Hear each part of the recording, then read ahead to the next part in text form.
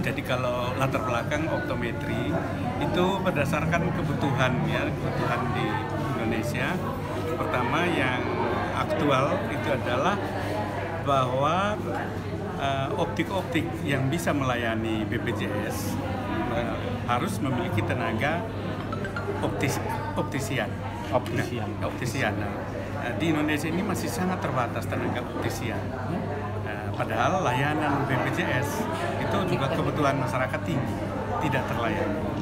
Oleh karena itu Macung membuka prodi Diploma 3 Optometri untuk menghasilkan tenaga-tenaga optisian yang nanti bisa bekerja di optik-optik sehingga bisa membuka layanan kerjasama dengan BPJS untuk meningkatkan layanan kepada masyarakat. Lalu yang berikutnya, bahwa optometri ini juga bukan hanya layanan yang aktual kelihatan untuk layanan BPJS, tetapi ternyata bahwa peningkatan gangguan mata di masyarakat itu sangat meningkat karena terkait dengan pola hidup makanan. Lalu sekarang ini kan banyak anak-anak masih kecil-kecil juga mainnya pegangannya gadget, HP, lain-lain, sehingga terjadi gangguan mata. Bagaimana menangani itu? Untuk tahu bahwa seorang anak sejak kecil sebetulnya sudah terjadi kelainan mata, maka tenaga-tenaga optisian ini akan membantu untuk mengidentifikasi, kemudian mencarikan alternatif solusinya. Bisa pakai kacamata dan sedapat mungkin itu dicegah.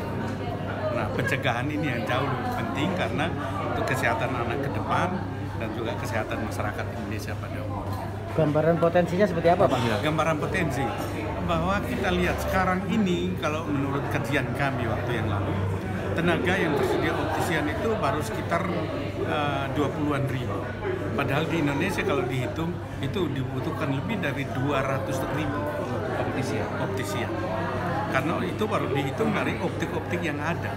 Padahal banyak daerah yang belum punya optik.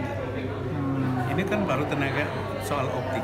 Tenaga optisian juga bisa bekerja di rumah sakit. Rumah sakit juga butuh untuk mata, kan, klinik mata. Belum lagi khusus yang layanan kesehatan yang klinik mata seperti itu.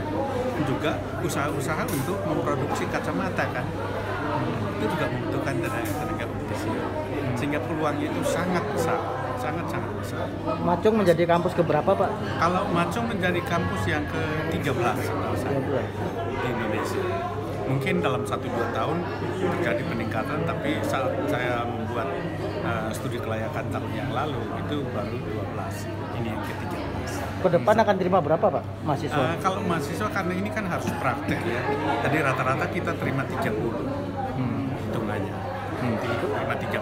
Kerjasama dengan pihak ketiga? Pihak ketiga yang jelas mendukung itu adalah Optik Internasional.